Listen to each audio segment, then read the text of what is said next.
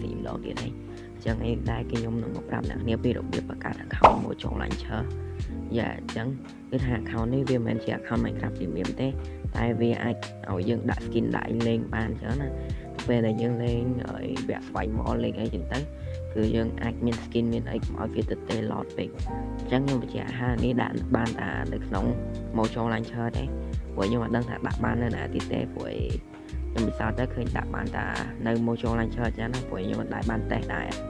អូខេឥឡូវកុំឲ្យខាតពេលយូរយើងចូលទៅរបៀបដាក់ទាំងអស់គ្នាអូខេ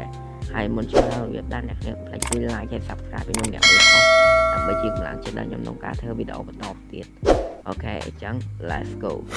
ហើយចូលមក like search មកអ្នកគ្នា search ពាក្យណាខ្ញុំចាំមក Levi account search ប៉ុណ្ណឹងហើយអ្នកគ្នាឃើញ website មួយនេះយ៉ានេះគឺ website ហ្នឹងអ្នកនេះចុចលើវាមួយមកហើយចាំវាមកផ្លែទៅសាររៀង slow តិចតួចចឹងដែរចាគឺវាមានអីតិចតួចចឹងដែរអ្នកគ្នាហើយចង់បង្កើត account យកមកអ្នកគ្នាគាត់ចុចវា create account យកមកទៅលឿនអ្នកគ្នាកាត់ហ្នឹងឯងទៅចង់ឲ្យវីដេអូហ្នឹងវែងមិនដែរទេកែកន្លែងនេះហើយយើងចង់ sync in បានដែរតែ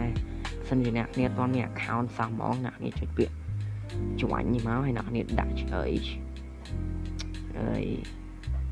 សិនណាយកកន្លែងនេះអ្នកគ្នាដាក់ nickname account ហ្នឹងឯងហើយកន្លែងនេះដាក់ email ហើយនេះដាក់ password ចឹងទៅអូខេឥឡូវខ្ញុំសុំពេញ flash សិនអញ្ចឹងចាំជួបគ្នាពេលខ្ញុំពេញហើយអូខេពេលអ្នកគ្នាពេញអស់អ្នកគ្នាចុចពាក្យ register ទៅហើយឯងតែខ្ញុំអត់មានអីត្រូវចុចទេសារខ្ញុំអីវានេះហើយឯងអូខេឥឡូវខ្ញុំសុំចូល account ខ្ញុំមួយសិនយ៉ាពេលអ្នកគ្នាបង្កើតហើយអស់អ្នកគ្នានឹងចេញទម្រង់បែបនេះអានេះបង្កើតជាចង់ដាក់ skin ទេតើអញ្ចឹងអ្នកគ្នាស្រួលទេអ្នកគ្នាហើយអ្នកគ្នាគ្រាន់តែនេះមកអ្នកគ្នាចុចអាកន្លែង tray 3ហ្នឹងមកយ៉ាក្រុម zoom វាពេកចុចកន្លែងហ្នឹងមួយមកអ្នកគ្នារកពាក្យថា skin នេះ skin នឹងចុចលើវាមួយមកណាហើយឲ្យវា load skin មកច្រើនអ្នកគ្នា load skin មកច្រើនដើម្បីឲ្យយើងរើសច្រើនណានេះស្លាញ់ skin មួយណាយកមួយហ្នឹងទៅហ្នឹងហើយខ្ញុំស្លាញ់មួយណាយកមួយហ្នឹងដែរទេឥឡូវអ្នកគ្នាស្លាញ់មួយណាយកមួយហ្នឹងទៅអ្នកអញមើលបានឧបមាថាពេញចិត្តអាមួយនេះចោះលើចុចលើវាមួយទៅហើយចុច crease នេះទៅ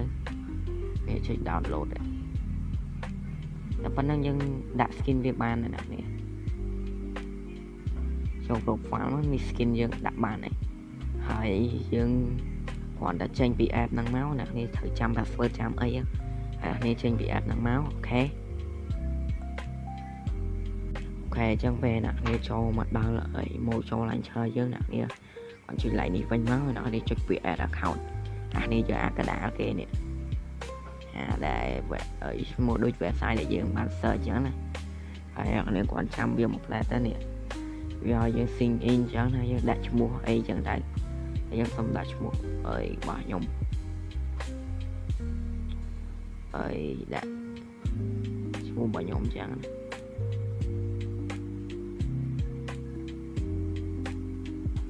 ដល់មកគឺឲ្យយើងដាក់ password អូខេយ៉ាពេលអ្នកគ្នាដាក់ password ហើយអ្នកគ្នាចុចពាក្យ sign in ហ្នឹងហើយចាំវាផ្លែទៅវារួចជាការស្រេចណាអ្នកបាទយើងចាំវាផ្លែនេះឃើញនេះ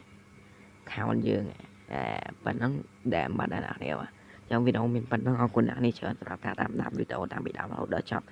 អញ្ចឹងចាំជួបគ្នាវីដេអូក្រោយអរគុណអ្នកនេះច្រើនបាយបាយ